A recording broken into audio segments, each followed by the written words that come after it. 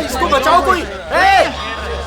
बस अब मैं अपनी दर्द भरी जिंदगी का बोझ और नहीं उठा सकती। ऐसा मत करो, अपनी जान मत बचाओ दो, उसको। ये गलत है। आज मुझे हर तकलीफ, हर गम से आजादी मिल जाएगी। आज मैं आजाद हो जाऊंगी। नहीं ऐसा मत करो, सुनो मत जाओ।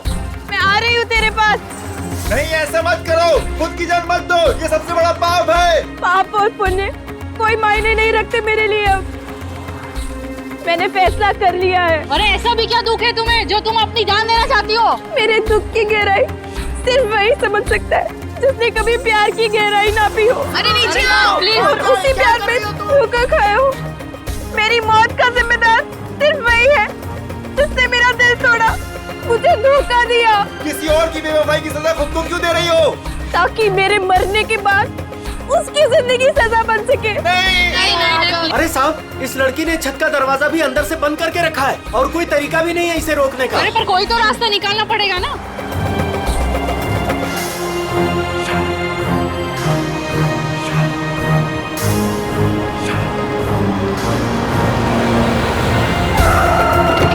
सीआईडी वाले आ गए, शायद ये कुछ करें। साहब मैंने ही आपको फोन किया था, वो रही लड़की। अभिजीत, इसे किसी भी हालत में बचाना होगा। ये कौन है? होटल का मैनेजर कहाँ है? मैनेजर साहब 4 दिन से छुट्टी पर गए हुए हैं और आज हमारे होटल में एक बहुत बड़ी शादी है तो सारे लोग उसी में लगे हुए हैं। अच्छा, क्या आप में से कोई इस बेचारी को जानता है? सर मैंने कोई विज्ञापनों में देखा है इसे। अच्छा, मॉडल थी मतलब। और कुछ जानते हो? सर सुबह में मैंने इसे देखा था, ठीक ठाक थी। एक रेस्टोरेंट में चाय नाश्ता करने बैठी थी सर। ये अकेली थी या इसके साथ कोई और भी था? नहीं सर, इसके साथ और कोई नहीं था। कौन से रेस्टोरेंट देखा था? अरे जॉनी, एक कौन मस्का देना। अभी लाया। बैठिए सर, बैठिए। क्या लेंगे आप? नहीं, कुछ खाने पीने नहीं आए, कुछ पूछताछ करने आए।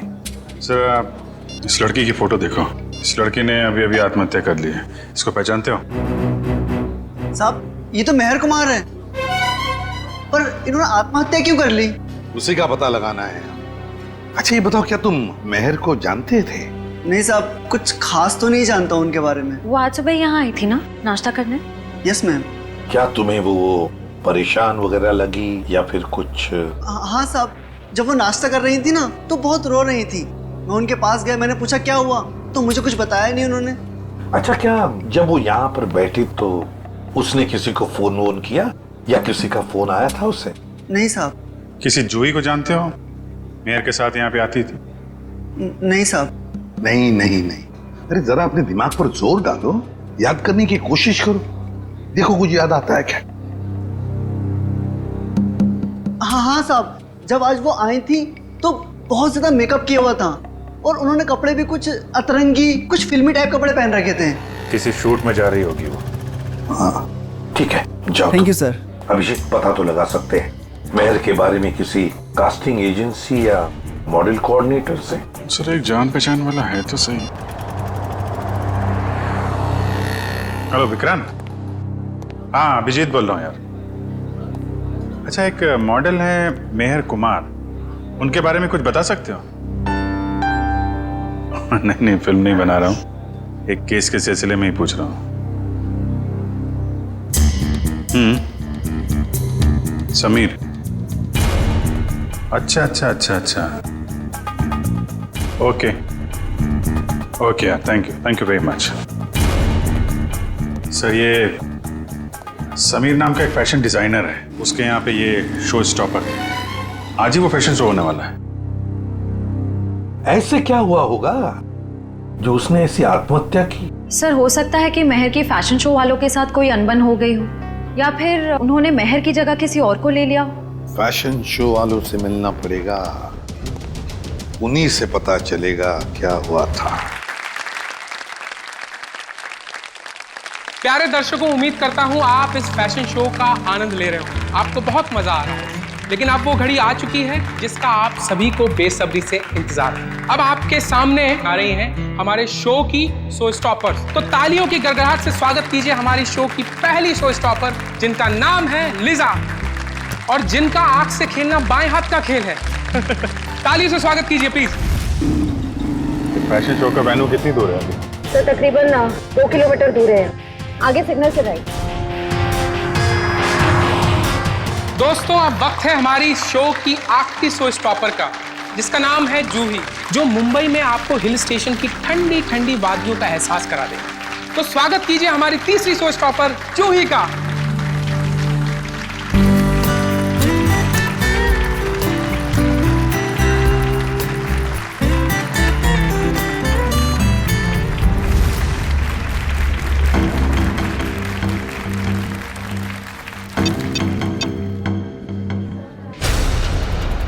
मैक, बॉक्स खोलो। पता नहीं क्यों नहीं खुल रहा सर। मैं पूरी कोशिश कर रहा हूँ सर। क्या मतलब है कि बॉक्स नहीं खुल रहा? तुमने चेक किया था ना ढंग से? ये सब क्या हो रहा है? जूही कहाँ है? उसकी एंट्री थी ना।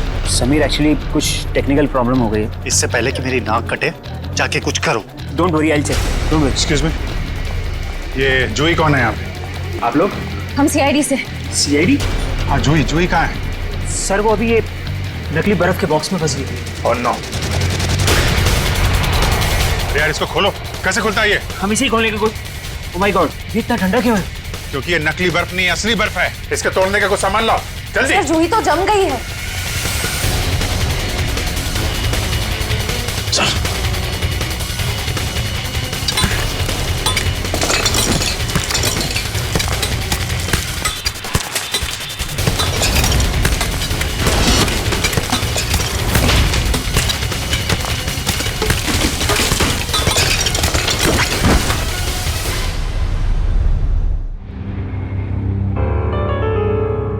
जूही, सर इसकी नब्ज नहीं चल रही, ये मर चुकी है। माय गॉड, मेरे फैशन शो में मौत। किसकी लापरवाही है? लापरवाही नहीं है, ये मर्डर है, मर्डर। खून हुआ है जूही का।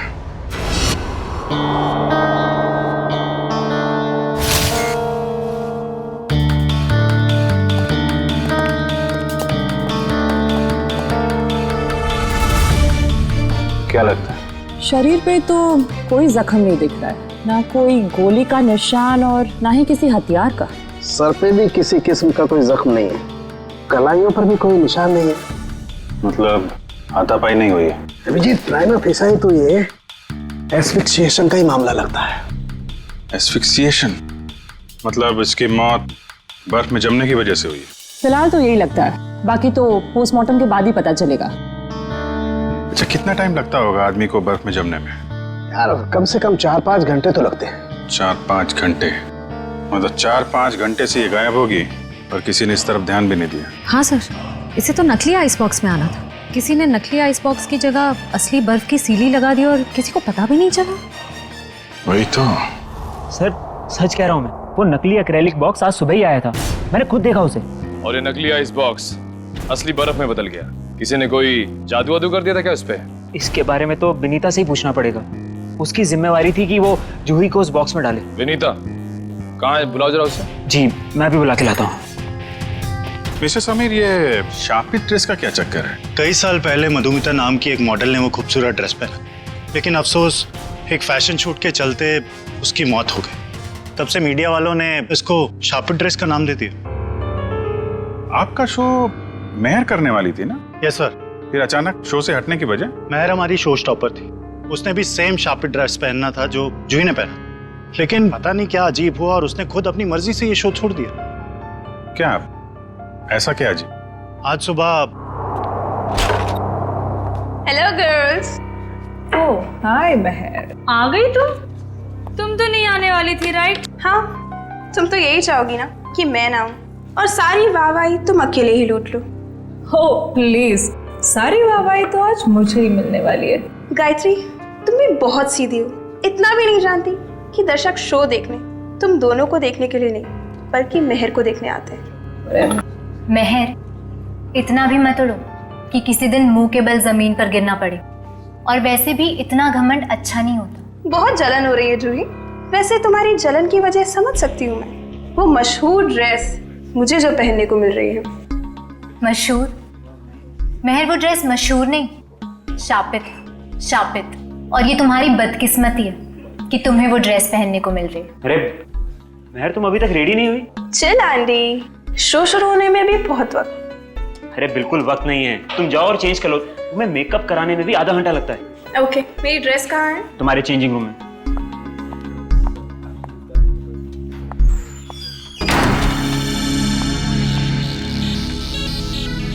अरे ड्रेस तो यहाँ है ही नहीं। कहीं जूही ने चुरा तो नहीं ली?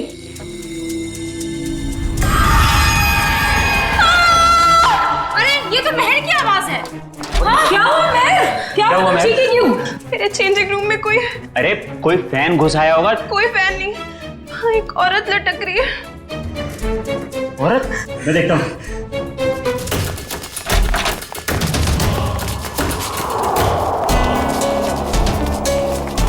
महर ये क्या मजाक है? यहाँ तो कोई भी नहीं है। मैं सच कह रही हूँ आंटी, यहाँ एक औरत लटकी थी। यहाँ कोई औरत नहीं है महर, ये तुम्हारा ड्रेस है। पर सच में यहाँ एक औरत थी। अगर यहाँ कुछ देर पहले औरत थी तो इतनी जल्दी कहाँ गई? महर ये सब तुम्हारे दिमाग का एक वहम है और कुछ नहीं। लगता है छापी ड्रेस ने तुम्हें इस कदर डरा दिया है कि तुम्हें हर जगह पे यही सब दिखने लगा है। तुम जानती हो लीसा, मैं इन सब अंधविश्वासों में नहीं मानती, पर सच में यहाँ एक औरत थी। यहाँ कोई औरत नहीं है महर, ये अपना ड्रामा करना ना बंद कर दो। तुम बस यही चाहती हो ना कि सारा अटेंशन तुम्हें मिल जाए और हर कोई तुम्हारे आगे पीछे घूमे। प्लीज अपना ड्रामा बंद कर दो। क्या कहा तूने? ड्रामा कर रही हूँ मैं, ड्रामा कर रही हूँ। हटो, क्या शोर लगा रखा है? समीर वो क्या वो? मैंने सब सुना है। प्लीज शो शुरू होने में कुछ ही वक्त है। प्लीज ये बच्चों की तरह लड़ना झगड़ना बंद करो। मगर मगर कुछ नहीं, जो कहना है वो शो के बाद कहना। एंड प्लीज तुम सब भी अपना अपना काम करो।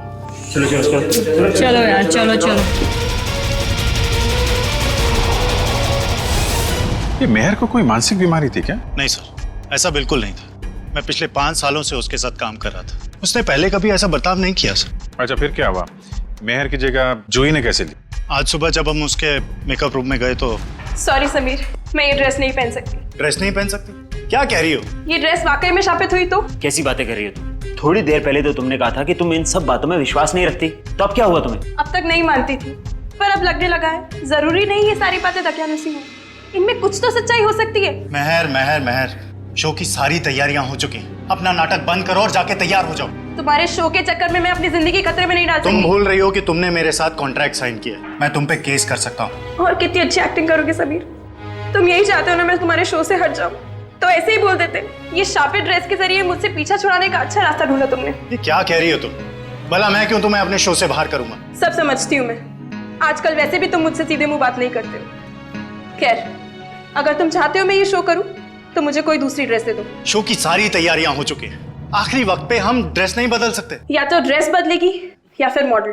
अब तुम सोच लो, तुम्हें मेहर चाहिए या फिर ये ड्रेस? तो ठीक है, ड्रेस नहीं बदलेगी, तुम सोच लो।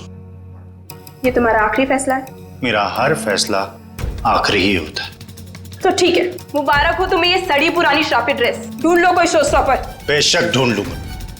तुम ये भूल रही हो कि तुम्हें बनाने वाला मैं ही हूं।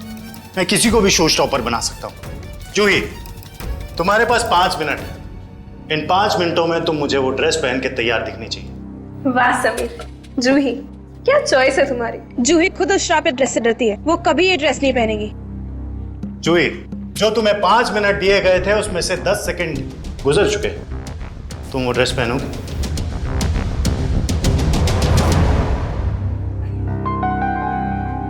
पहनूंगी सर।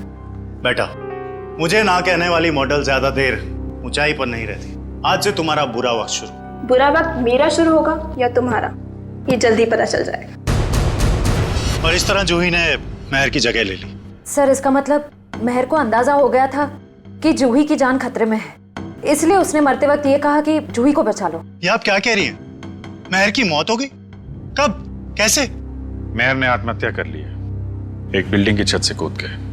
और मरने से पहले उसने हमें बोला था कि जूही को बचा लो, लेकिन देर हो गई। सर ये है विनीता, इन्हीं की जिम्मेदारी थी जूही को बॉक्स में डालने की। तो बताइए विनीता जी, नकली आइस बॉक्स असली बर्फ में कैसे बदल गया? पता नहीं सर, जब मैंने वो बॉक्स चेक किया था तो वो नकली था, एक्रिलिक का। जरा वो जगह दिखाइए जहाँ पे आखिरी बार आपने चेक किया था बॉक्स को। सर यहीं पे सामने। यहाँ पे? जी सर, ये बॉक्स यही रखा गया था। मेरी जिम्मेदारी ये थी कि मैं जूही को बॉक्स के अंदर बिठाऊं और फिर माँ को सिग्नल दूं कि जूही की एंट्री के लिए रेडी हो जाए। तुमने जूही को बॉक्स के अंदर जाते हुए देखा था? नहीं सर, मैं देख नहीं पाई। नहीं देख पाई मतलब? यही तो काम था ना तुम्हारा। हाँ, जब मैं बॉक्स चेक कर रही थी तभी मुझे किसी ने बाहर बुलाया और मुझे जाना पड़ा। लेकिन फिर मैंने अदिति से कहा कि कुछ देर के लिए वो मेरी ड्यूटी संभाल ले। और फिर 20 मिनट बाद जब मैं वापस आई तो मैंने देखा कि जूही बॉक्स के अंदर जा चुकी थी। तब तुमने बॉक्स चेक किया था? हाँ, मैंने किया था। मुझे थोड़ा ठंडा भी लगा, मानो जैसे कि असली बर्फ रखी हो। अच्छा, इस बारे में तुमने अदिति से पूछा था? मैंने पूछा उससे तो उसने कहा कि एक असली फील लाने के लिए इसे ठंडा किया गया है। और फिर तुरंत ही जूही की एंट्री हो गई और बर्फ भी स्टेज पर चला गया। अदिति कहाँ है? जब से ये हादसा हुआ है वो कहीं दिखाई नहीं दे रही।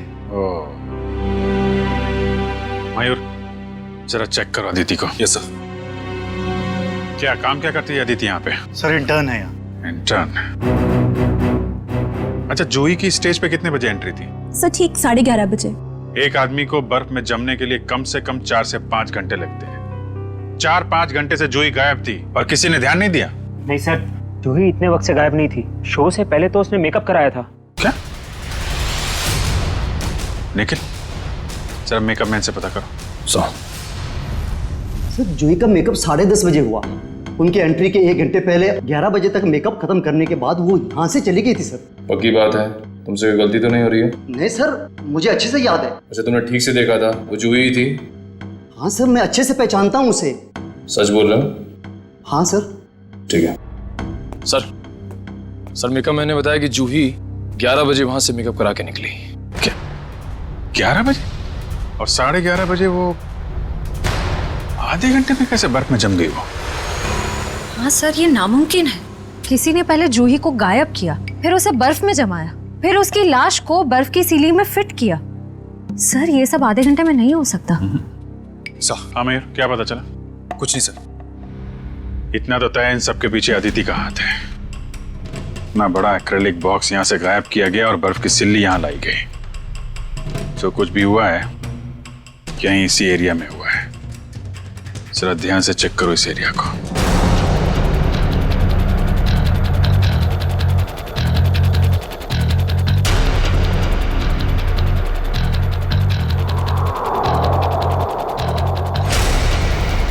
ये देखो, यहाँ पे मिट्टी और पानी है, मतलब बर्फ यहाँ पे रखी गई थी। निशान इस तरफ से आ रहा है। ऐसा लगता है बर्फ इस तरफ से घसीट कर लाई गई है। देखते हैं कहाँ पे ले जाती है हमें निशान। प्रॉप रूम, तो इस प्रॉपर्टी रूम से लाई गई है वो बर्फ यहाँ पे रखी हुई थी। कहीं अदिति यहीं तो नहीं छुपी हुई? हो सकता है।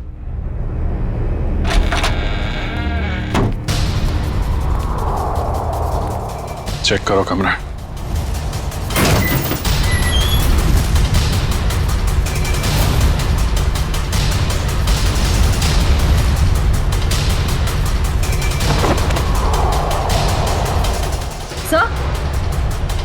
सही है, देखिए।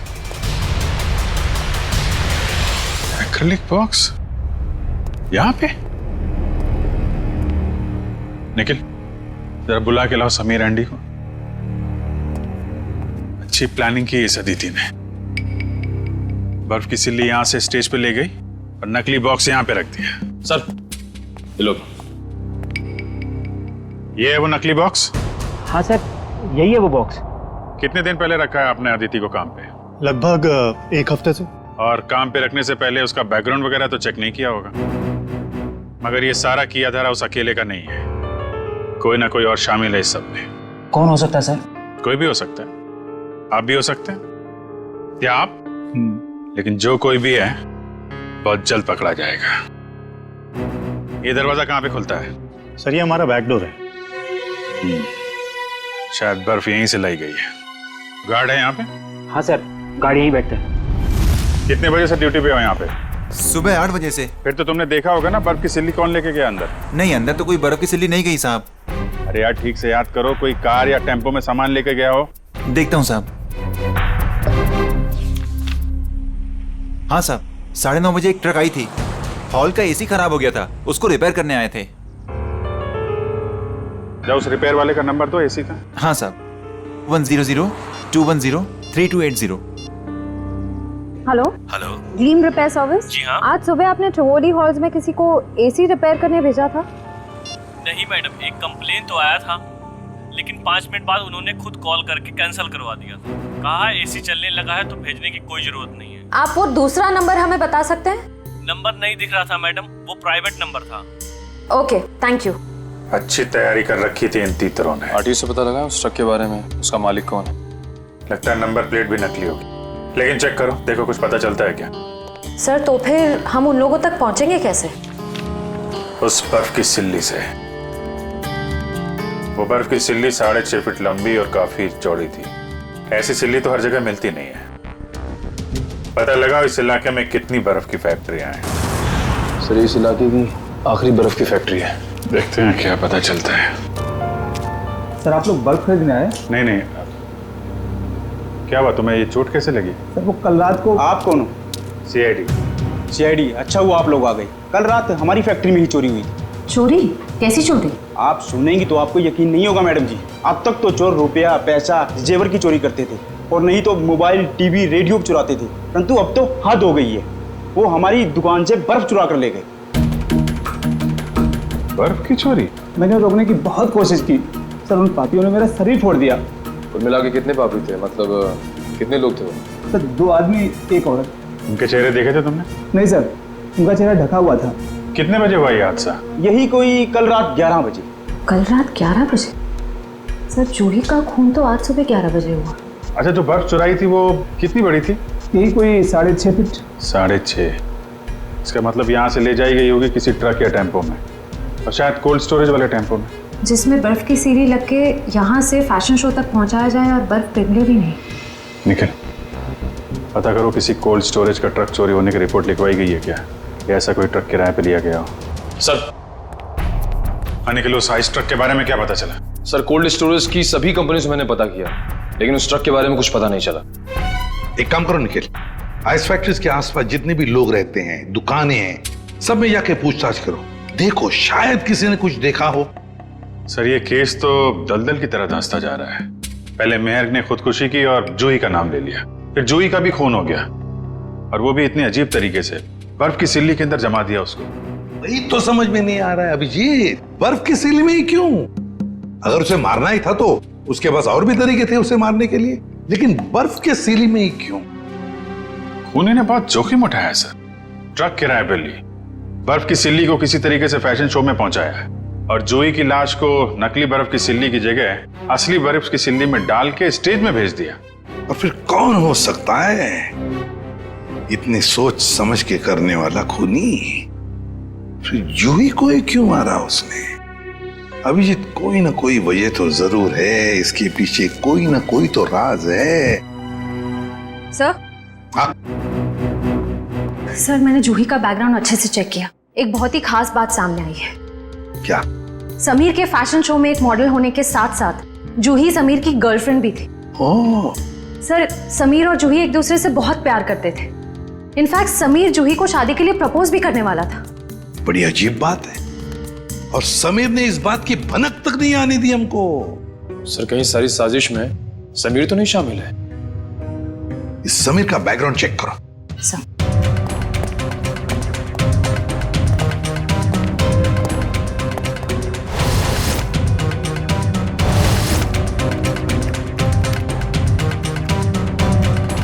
सर समीर के बारे में ये तो बहुत ही इंटरेस्टिंग बात पता चली। नताशा नाम की लड़की की लाश मिली थी कोल्ड स्टोरेज फैक्ट्री में 5 साल पहले। नताशा नाम के लड़की की मौत की इंफॉर्मेशन समीर के बैकग्राउंड में क्यों? क्योंकि सर नताशा भी समीर की गर्लफ्रेंड थी। नताशा भी समीर की गर्लफ्रेंड थी? सर नताशा भी समीर की गर्लफ्रेंड और जूही भी। सर कहीं समीर ने तो नहीं दोनों को मार दिया? पुलिस को यही शक था, पर अदालत में कुछ साबित नहीं हो पाया। नताशा का देखो बैकग्राउंड जरा, देखो कुछ डिटेल्स है क्या?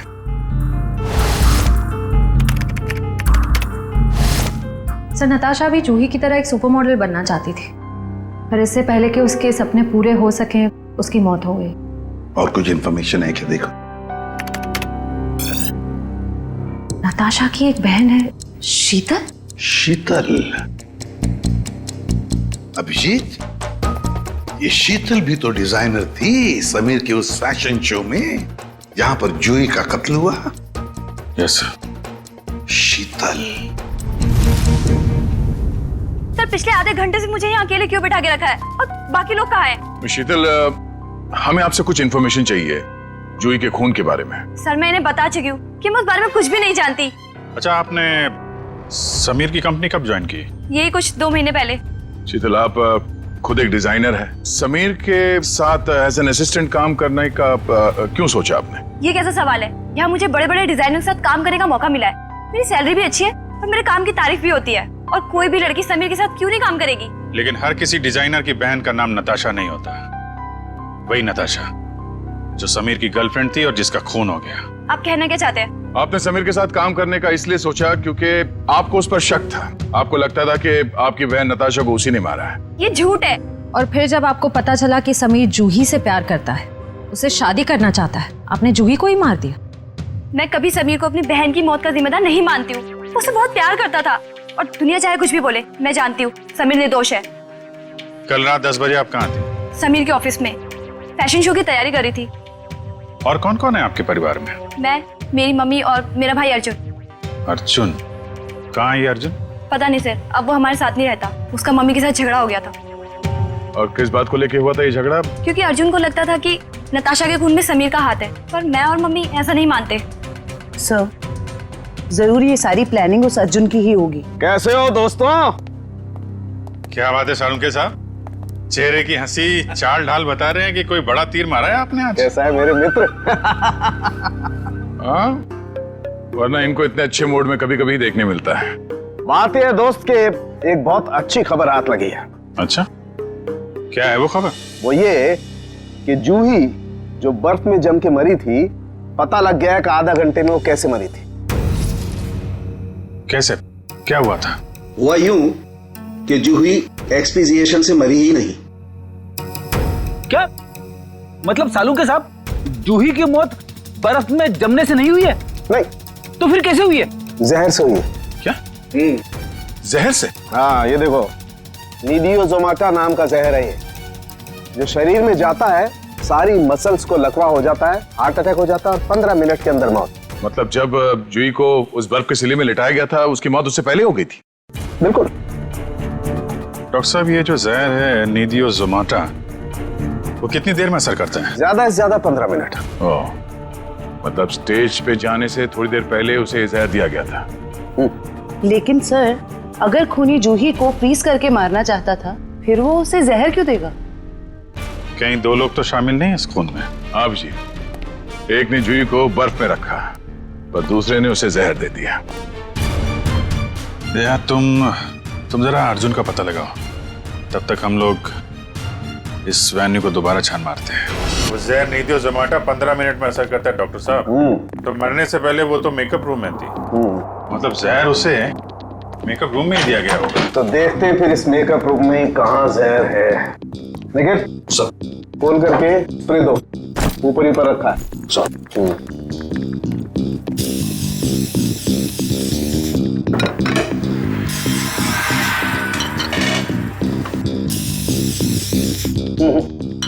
खाने पीने की चीज में तो किसी में भी जहर नहीं है। सर, तो फिर मेकअप के सामान में? हाँ, हो सकता है, बिल्कुल, यू आर राइट।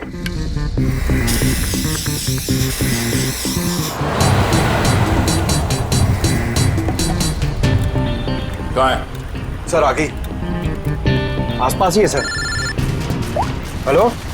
हाँ मम्मी, मैं जरा प्लेन में, मैं लैंड करके आपको फोन करता हूँ। ओके। सॉरी सर, वो खाना वाना खाए कि नहीं पूछ रही थी तो। नहीं यार, मेकअप के लिए किसी सामान में जहर नहीं। सर, शायद इसमें।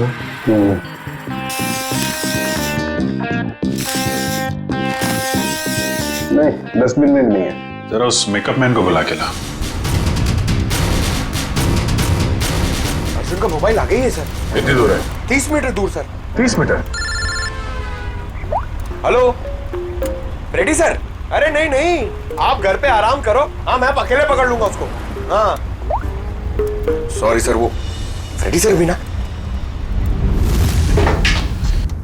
जूही का मेकअप तुमने किया था ना? जी सर। कितना टाइम लगा था उसके मेकअप में? ये कोई 1.5 घंटा सर। और इस दौरान इस कमरे में कोई जूही से मिलने आया था क्या? नहीं सर, कोई नहीं आया। अच्छा, क्या क्या लगाया था तुमने जूही के मेकअप में?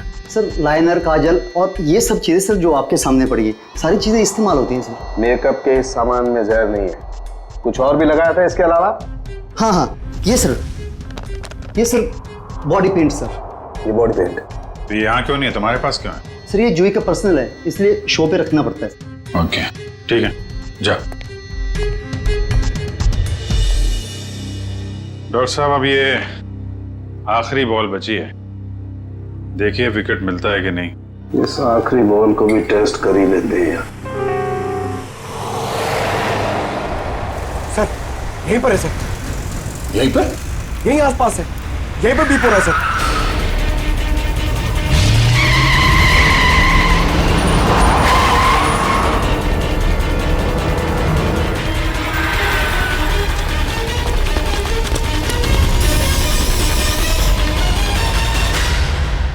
तुम्हारी आखिरी बॉल ने कमाल कर दिया। ये देखो सर, विकेट तो मिल गया।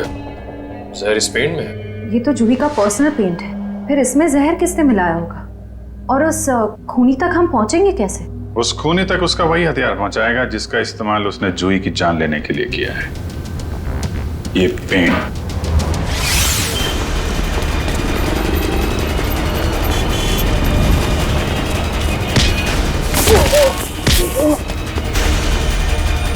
इतना आसान नहीं होता सीआईडी से बचना, समझे?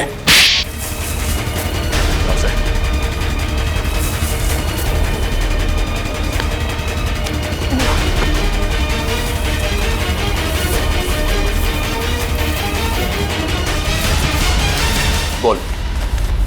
जिस पर नताशा की अर्थी उठी उसी दिन मैंने ये तय कर लिया, चाहे कुछ भी हो लेकिन एक न एक दिन मैं उसकी मौत का बदला जरूर लूंगा। मगर तुम तो समीर से बदला लेना चाहते थे ना, तो फिर जूही को क्यों मारा? क्योंकि जूही समीर की गर्लफ्रेंड थी। जैसे उसने मेरे से मेरे किसी अपने को छीना, मैंने भी उससे उसके किसी अपने को छीन लिया। इसलिए मैंने एक लंबा प्लान बनाया और सबसे पहले अपनी दोस्त अदिति को वहाँ काम करने भेजा, इंटर्न के रूप में। और शो स्टॉपर महर को भूत दिखाकर उसे डरा दिया ताकि वो खुद ये शो करने से मना कर दे। मुझे पता था कि महर मना कर देगी और समीर अपनी गर्लफ्रेंड जूही को शो स्टॉपर बना देगा। और आइस फैक्ट्री से बर्फ चुराकर तुम अपने प्लान के लिए तैयार थे। तुमने सोचा क्यों ना उसे भी ठीक उसी तरह से मारा जाए जैसे तुम्हारी बहन नताशा की मौत हुई थी। मैं मेंटेनेंस मैन बनकर वहाँ पहले से ही मौजूद था। जैसे ही जूही मेकअप रूम से बाहर निकली, मेरी दोस्त अदिति ने उसे अपनी बातों में फंसा लिया और उसे प्रॉम्प्ट रूम तक लेके आई जहाँ मैं पहले से ही मौजूद था। फिर मैंने उसे बेहोश कर दिया और उसे मेंटेनेंस गिफ्ट बैग में डालकर कोल्ड स्टोरेज ट्रक में ले आया जहाँ बर्फ की असली सिल्ली उसका इंतजार कर रही थी। और फिर तुमने जूही की लाश को बर्फ की सिल्ली में लेटा दिया। हाँ, मैं बर्फ की सिल्ली को पहले से ही खोखला कर दिया था ताकि उसमें जूही को आसानी से भर सकूं। और उसके बाद मैंने खाली जगह को ताजी ताजी बर्फ से भर डाला। और उसके बाद तुमने नकली आइस बॉक्स को वहां से गायब किया और उसकी जगह पे असली बर्फ की सिल्ली रख दी। मेहनत तो बहुत की थी तुमने अपनी बहन नताशा की मौत का बदला लेने के लिए, मगर तुम्हारी जानकारी के लिए मैं तुम्हें बता दूं कि जूही की मौत बर्फ में जमने से नहीं बल्कि जहर से हुई थी। जहर से। क्या? हाँ। लेकिन मैंने तुझे जहर नहीं दिया। तुमने नहीं, किसी और ने। बदकिस्मती से जूही का तुम्हारे अलावा कोई और भी दुश्मन था। एक साथ 2 लोग उसे मारना चाहते थे। इसका मतलब मुझे तो फांसी नहीं होगी ना सर? भले ही जूही की मौत तुम्हारे तरीके से नहीं हुई हो, मगर इससे तुम्हारा जुर्म कुछ कम नहीं हो जाता। अदालत तुम्हें कड़ी से कड़ी सजा देगी। रही बात उस दूसरे खूनी की, उसे हम बहुत जल्द दबोच लेंगे। आखिर बात क्या है सर? आपने इस तरह हम सबको यहाँ इकट्ठा क्यों कर रखा? बस यूं समझ लीजिए कि केस सॉल्व होने वाला है और खूनी सामने आने वाला है। सच? कौन है वो? इतनी भी जल्दी क्या है जानने की? सब्र रखो, सब्र का फल मीठा होता है। आप ये कैसी बातें कर रहे हैं? जूही हमारे परिवार का एक हिस्सा थी। आप प्लीज हमें बताइए कौन है जूही का खूनी? खूनी जो कोई भी है, यही है।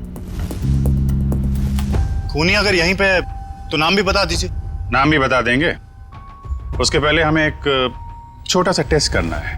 टेस्ट? ये जानते हैं ये क्या है? ये तो पेंट है। लेकिन ये कोई आम पेंट नहीं है समीर जी। जादुई पेंट है। जादुई पेंट? जी हाँ, फॉरेंसिक लैब में खास तौर पे बनाया गया ये पेंट।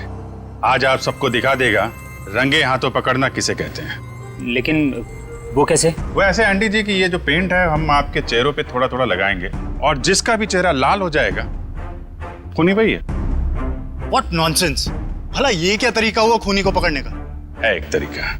वैसे मैं आपको ये बता दूं कि सीआईडी के तरीके न कभी फेल हुए हैं और न कभी होंगे। चलो भाई खेल लो होली एडवांस में।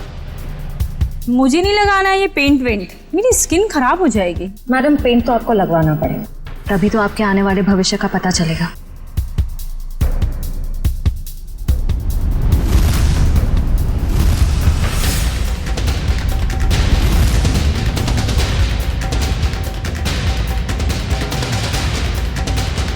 सर मैं जरा बाथरूम होकर आता हूँ। मिस्टर एंडी थोड़ा पेंट लगवा लीजिए, फिर बाथरूम में जाके मुंह भी धुल लीजिएगा। सर वो मैं सर लग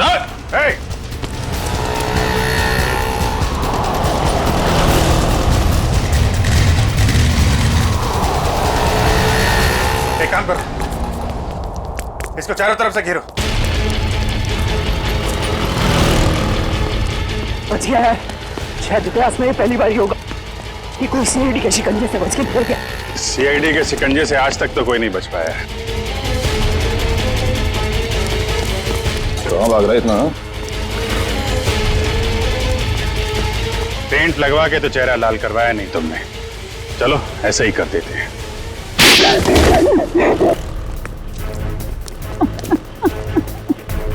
मैंने ही मारा जूही को। मैंने उसके बॉडी पेंट में जहर मिलाया था। मगर क्यों? क्योंकि वो मेरा राज जान गई थी।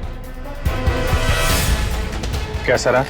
मैं सब इसी की कंपनी में घोटाला करता था।